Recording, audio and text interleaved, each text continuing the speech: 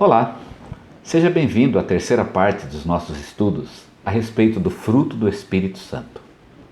Nós encerramos o nosso último estudo com uma declaração desproporcionalmente dramática. Mas como Deus aceita essa condição dividida? Eu achava que se Deus quisesse possuir o ser humano, Ele iria querer possuir todo o ser, a vida completa, e não apenas uma parte. Pior ainda, Ele teria a parte que já é dele. Ele não teria meu próprio eu, já que o meu eu é exatamente a parte do pecado. Dramas à parte, o fato é que a questão faz sentido. Se Deus coloca ou imputa a sua própria justiça a nós, e nós continuamos a ser pecadores, isso significa que a justiça e o pecado coexistem dentro de nós. O lado bom é que isso responde à pergunta: o que é o fruto do Espírito? É o resultado da justiça de Deus que vive em mim. Mas também levanta uma questão bastante incômoda. Será que a vida cristã não passa de uma batalha entre dois opostos que coabitam em nosso interior? E em que essa condição dividida na nossa personalidade espiritual difere de uma esquizofrenia moral? Será que somos mais felizes quando a justiça de Deus habita em nós, uma vez que a nossa vida passa a ser marcada por um combate interior? E como Deus aceita essa posse parcial de nosso eu? Hoje eu quero tentar compreender como Paulo responde a essas questões.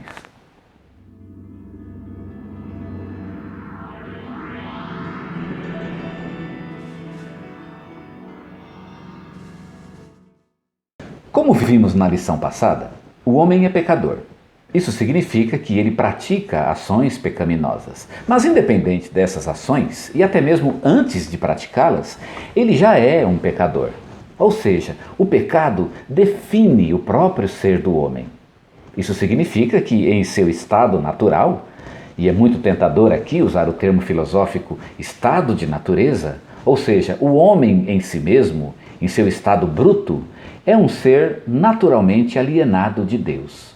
Como Paulo disse, escrevendo aos Romanos, todos pecaram e, portanto, todos estão afastados ou alienados da glória de Deus. O plano de Deus para a salvação do homem implica em atribuir ao homem a sua própria justiça. E a justiça de Deus nada mais é do que Cristo habitando em mim. Assim, eu, enquanto eu mesmo, sou pecador, injusto, imperfeito. Mas o Cristo que habita em mim é santo, é puro, é justo, é perfeito. Agora sim, sou declarado justo, baseado nessa justiça atribuída a mim. Precisa desenhar? Precisa. Eis o homem. Uma vez que o ser humano já nasceu afastado de Deus, não há como ele agradar a Deus. Nem há como ele satisfazer a justiça de Deus, pela simples razão de que não há no homem justiça de Deus. Como o homem não pode fazer nada para reverter sua própria condição de desgraça, o próprio Deus vem ao homem através de seu Filho e habita no homem, implantando ou imputando a este homem a justiça de Deus. Isto é ótimo, porque a partir desse momento o homem passa a ser a habitação de Cristo. Entretanto, quando Cristo habita no coração do homem, sua vida se torna dividida. Uma parte deste homem agrada a Deus. É exatamente a parte que Deus imputa ou atribui ao homem. Entretanto, uma outra parte deste homem desagrada a Deus. Exatamente o nosso eu.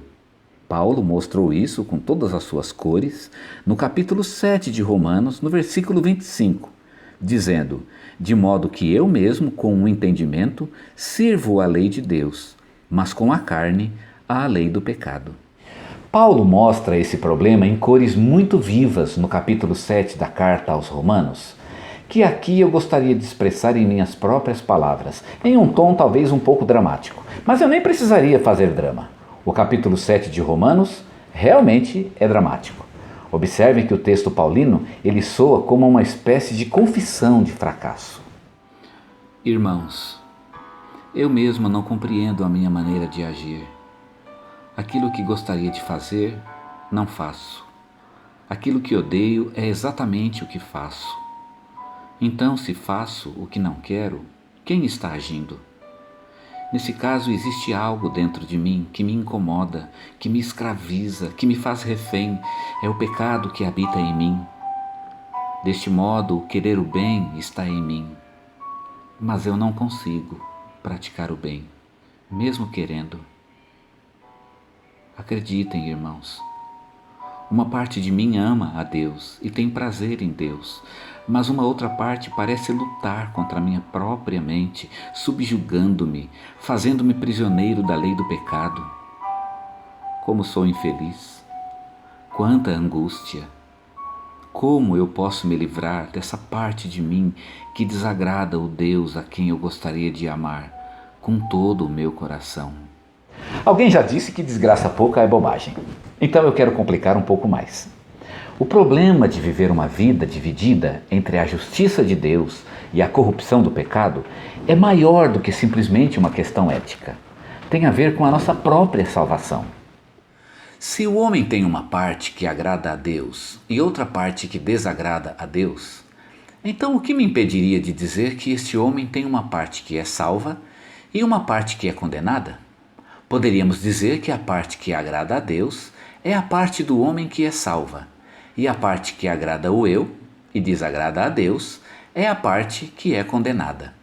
Esta parte jamais poderia ser salva, porque ela é inimiga de Deus, para usarmos aqui o vocabulário de Paulo. Em Romanos capítulo 8, versos 6 a 8, o apóstolo diz: porque a inclinação da carne é morte, mas a inclinação do Espírito é vida e paz. Porquanto a inclinação da carne é inimizade contra Deus, pois não é sujeita à lei de Deus, nem em verdade o pode ser. E os que estão na carne não podem agradar a Deus.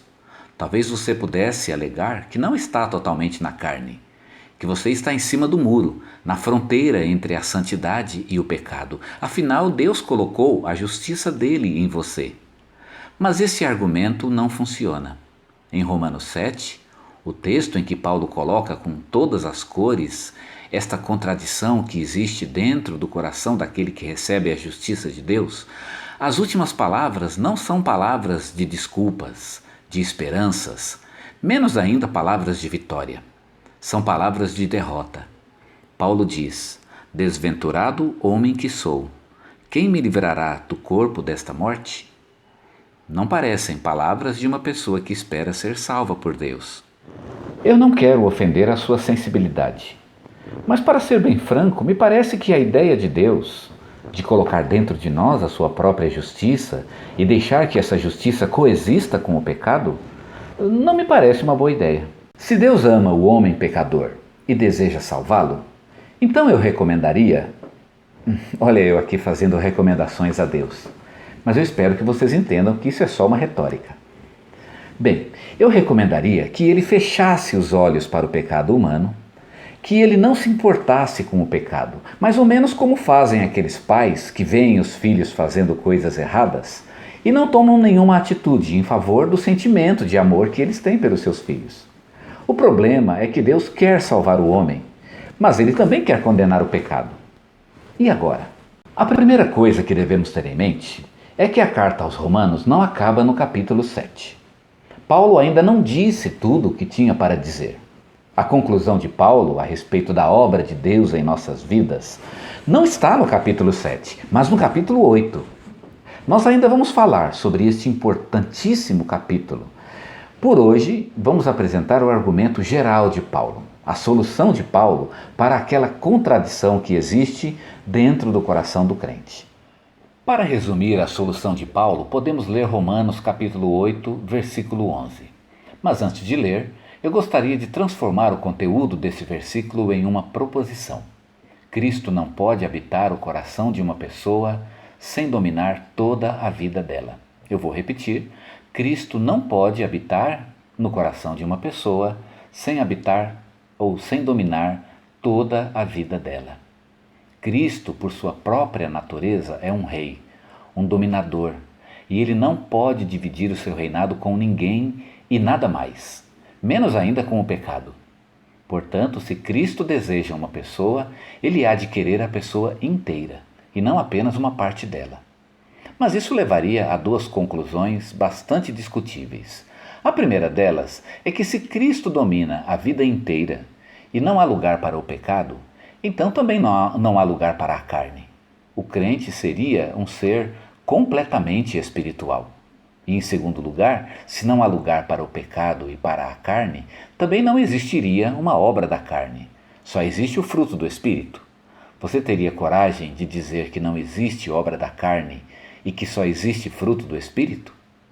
Eu tinha dito que deveríamos ler Romanos capítulo 8, versículo 11. Vamos ler este versículo. E se o Espírito daquele que dos mortos ressuscitou a Jesus habita em vós, aquele que dos mortos ressuscitou a Cristo Jesus, há de vivificar também os vossos corpos mortais, pelo seu Espírito que em vós habita. O que esse versículo está dizendo? A primeira coisa que esse versículo está dizendo é que o Espírito de Deus que habita em nós é um espírito de vida. Aonde o Espírito está, está também a vida. Ou podemos dizer que não pode haver nada morto aonde o Espírito está. A prova disso é a própria ressurreição de Jesus. Jesus estava morto, mas de repente o Espírito Santo entrou no túmulo. E quando isso aconteceu, Jesus voltou à vida. Aonde o Espírito está, só pode haver vida, não pode haver morte. Esse é o princípio básico da ação do Espírito Santo. A segunda lição que esse versículo nos ensina é que a habitação de Cristo em nós acontece por meio do Espírito Santo. Rigorosamente falando, não é Cristo que habita em nós, mas o Espírito Santo. Jesus tinha dito em João 14 que ele iria para o Pai e que ele não poderia ficar conosco, mas disse também que nos deixaria na companhia do Espírito Santo. Quando dizemos que Deus nos atribui a sua justiça, estamos dizendo que ele nos dá o seu próprio Espírito. A terceira lição desse versículo é que o Espírito de Deus em nós dá vida ao que está morto em nós, ou seja, ele resgata para Deus aquilo que não é de Deus. Ele converte e transforma o que era a habitação do pecado em templo de justiça. Por sua própria natureza, o pecado é morte, pois então o Espírito ressuscita aquilo que o pecado matou e dá uma nova vida àquilo que o pecado destruiu. Agora eu compreendi Romanos capítulo 11 e vale a pena ler novamente este versículo. Mas antes, vamos ler o versículo anterior. O versículo 10. Paulo disse: Se porém Cristo está em vós, o corpo na verdade está morto por causa do pecado, mas o Espírito é vida por causa da justiça. De acordo com este versículo, aquela ambiguidade ou aquela contradição de que temos falado nesse estudo acontece exatamente porque Cristo está em nós. Quem não tem Cristo não tem este problema. Agora, quem está em nós é Cristo, através do Espírito Santo, o que não é pouca coisa. Podemos ler o versículo 11 então, que diz: E se o Espírito daquele que dos mortos ressuscitou a Jesus Cristo habita em vós, aquele que dos mortos ressuscitou a Cristo Jesus, há de vivificar também os vossos corpos mortais, pelo seu Espírito que em vós habita. Ou seja, uma vez que somos possuídos pelo Espírito Santo, que é um espírito de vida, este Espírito vai dominando paulatinamente cada detalhe de nossa vida que não pertence a Deus. O Espírito vai infundindo vida onde não há vida, transformando aquilo que não é de Deus em propriedade exclusiva para Deus, até que toda a vida seja dominada por Ele. A contradição a que Paulo se refere somente existe nos primeiros momentos da habitação do Espírito Santo, porque à medida que caminhamos com o Espírito Santo, ele vai dominando ou vai tomando conta de nossas vidas. Mas é um processo e depende de nossa disciplina de se colocar à disposição de Deus para sermos transformados por Ele. Agora sabemos o que é o fruto do Espírito. Fruto do Espírito é o resultado do processo pelo qual Cristo assume o controle de nossas vidas. De fato, quando recebemos a justiça de Deus em nossas vidas, elas ficam divididas entre o pecado que já habita em nós e a justiça atribuída a nós por Deus. Quando a ação é controlada pela justiça de Deus, nós a chamamos de fruto do Espírito Santo. Quando a ação é controlada pelo eu pecaminoso, ela se chama obra da carne. A boa notícia é que a obra da carne tem prazo de validade. Ela tende a enfraquecer e a desaparecer à medida que Cristo domina nossas vidas e nos possui por completo. Agora que você já sabe o que é o fruto do Espírito, você deseja esse fruto em sua vida? Se você deixar que Deus controle sua vida e se você andar segundo a obra de Deus em você, agradando a Ele e não a você mesmo, você vai descobrir o que significa andar no Espírito. E suas ações não serão suas de fato, mas serão resultados da obra de Deus em você. Quando isso acontecer, espere a melhor qualidade de vida que se pode ter nesse mundo. Eu espero que você tenha sido abençoado por esta lição. Ainda há algumas coisas que precisamos aprender sobre o fruto do Espírito. Continue comigo e até o nosso próximo vídeo.